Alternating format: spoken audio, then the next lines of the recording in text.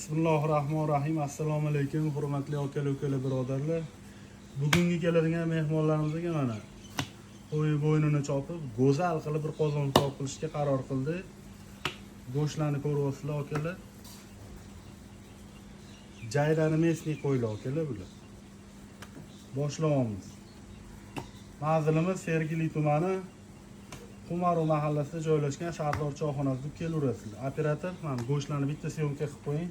Go'shtlarni go'zalligini qaranglar akalar. Dona go'shtlar.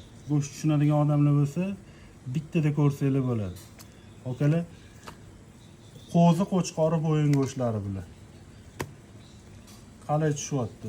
Go'zal tushyaptimi qozonga? Buni qaranglar akalar. Jonivorligini qaranglar akalar.